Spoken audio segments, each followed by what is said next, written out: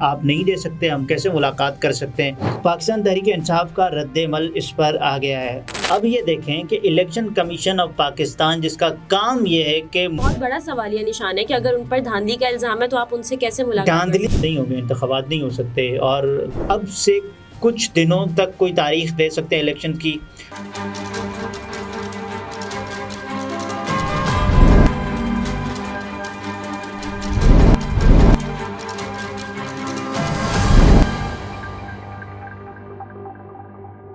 السلام علیکم، میں ہوں نمرہ سہیل، آپ دیکھ رہے ہیں الگ نیوز۔ عبدالستار ہمارے ساتھ ہیں۔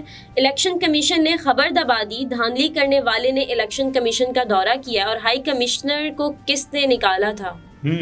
کس ملک نے نکالا تھا؟ یہ خبر دینے سے پہلے پاکستان تحریک انصاف نے ایک خبر شیئر کی اپنے ٹویٹر ہینڈل پر کہ اب یہ ہم نے دیکھا تھا نا کہ گزشتہ دنوں جب صدر پاکستان نے چیف الیکشن کمیشنر صاحب کو کہا کہ صاحب ہم سے ملاقات کر لیں الیکشن کی تاریخ کے حوالے سے، پھر انہوں نے کہا کہ نئی ترامیم کے تحت آپ تو الیکشن کی تاریخ دینے کے مجاز ہی نہیں ہیں، آپ نہیں دے سکتے، ہم کیسے ملاقات کر سکتے ہیں؟ اس کے بعد صدر اسلامی جمہوریہ پاکستان عارف الوی صاحب نے وزارت قانون سے رائے مانگی کہ صاحب بتائیں کہ کیا میں تاریخ دے سکتا ہوں نہیں دے سکتا۔ انہوں نے کہا جو نئی ترامیم ہوئی ہیں اس میں تو الیکشن کمیشن آف پاکستان کو تاریخ دینے کا حق ہے، اور الیکشن میں تاخیر بھی اگر کی جاتی ہے تو الیکشن کمیشن آف پاکستان کر سکتا ہے، اس کو پورا رائٹ ہے نئی ترامیم کے تحت۔ وہ کہتے ہیں نا کہ ہوئی تاخیر تو کچھ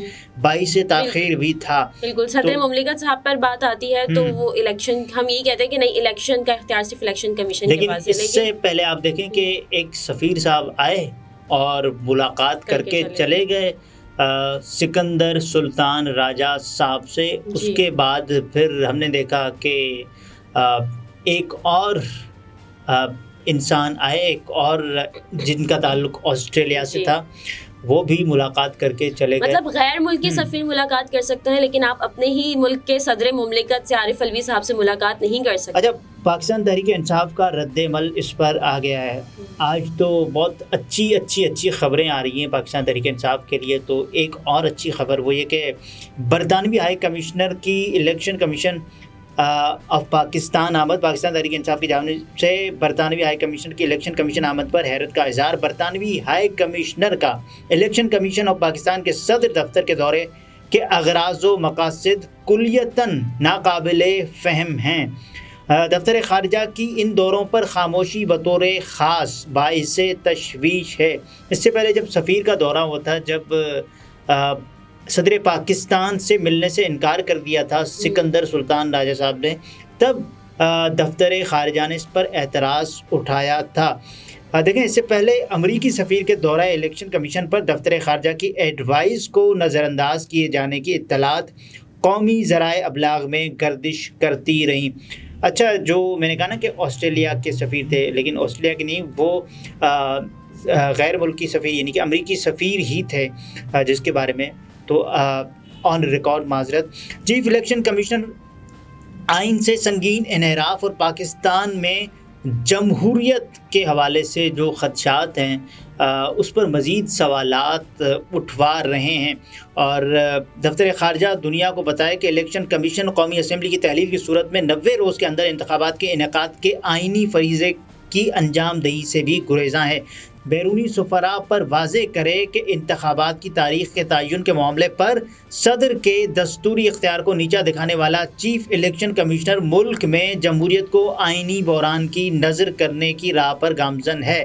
بیرونی حکومتیں پاکستان میں جمہوریت کی تباہی کے مجرمانہ عمل کے مرکزی کردار سے روابط کے حوالے سے اپنی پالیسی پر نظر ثانی کریں۔ برطانوی ہائی کمشنر کے الیکشن کمیشن آمد کے اغراض و مقاصد اور کمیشن سے ملاقات کی تفصیلات سے بلا تاخیر قوم کو آگاہ کیا جائے۔ ترجمان تحریک انصاف۔ تحریک انصاف کا تو رد عمل سامنے آ گیا ہے، لیکن یاد رہے کہ برطانوی ہائی کمشنر جان میرٹ کو دھاندلی کے الزامات پر کینیا سے بھی نکالا گیا تھا۔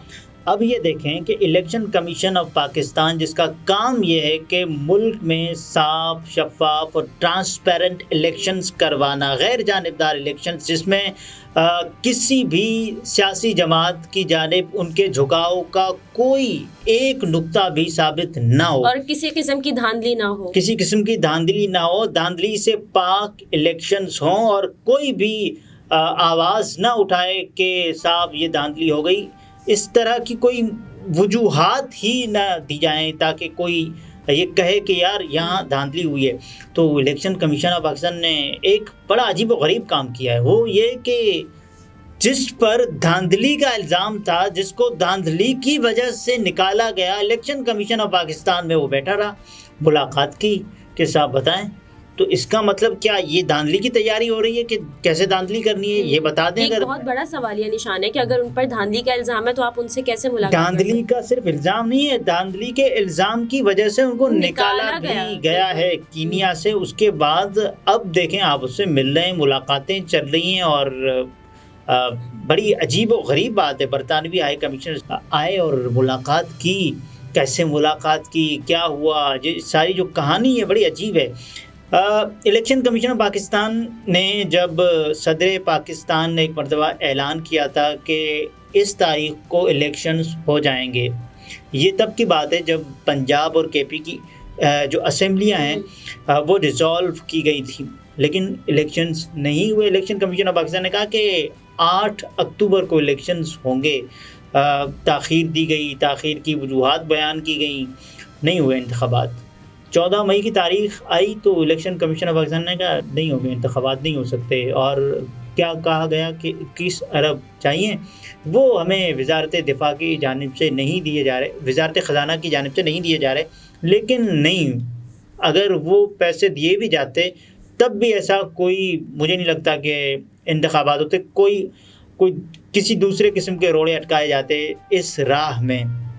اور ابھی بھی 90 روز میں انتخابات تو نہیں ہونے جا رہے۔ 90 روز کی کہانی بھول جائیں، 90 روز، کیونکہ الیکشن کمیشن آف پاکستان نے پہلے ہی بتا دیا ہے کہ یہ جو ڈیجیٹل مردم شماری ہے اس کی وجہ سے اور زیادہ وقت لگ سکتا ہے۔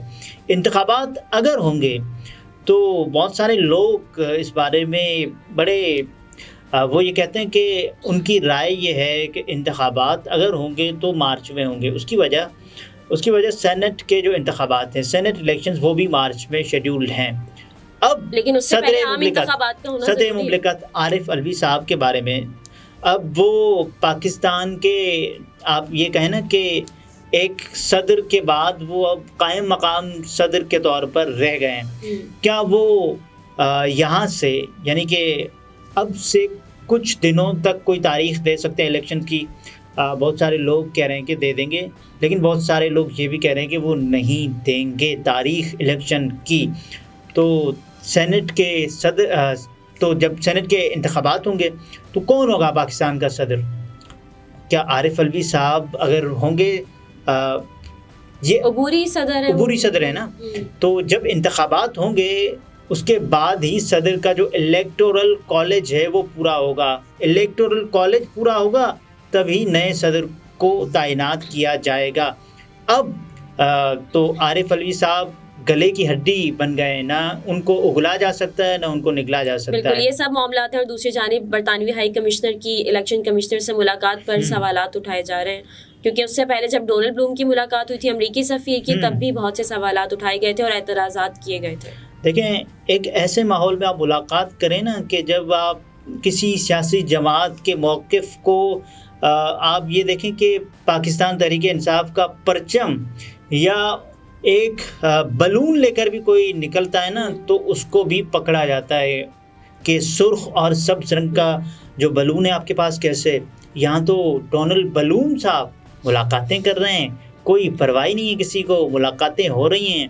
اور یہاں تک کہ election commission of Pakistan Kenya میں جو صاحب تھے برطانوی ہائی کمشنر، جو ابھی برطانوی ہائی کمشنر ہیں، وہ یہاں آئے، ملاقات ہوئی، اور یہ دیکھیں کہ کیا کیا معاملات طے پا گئے۔ اور الیکشن کمیشن آف پاکستان شاید کوئی دھاندلی سے متعلق ان سے کوئی ٹپس لے رہا ہو، کیسے دھاندلی بچائی جا سکتی ہے، دھاندلی کرنے سے بچائی جا سکتی ہے۔ اس پر الیکشن کمیشن آف پاکستان پر ہم کوئی الزام نہیں لگا رہے، وہ یہ ان سے پوچھیں گے نا کہ آپ نے دھاندلی کیسے کی تھی، تو الیکشن کمیشن آف پاکستان یہاں ہونے والی دھاندلی کو ایسے روک سکتا ہے.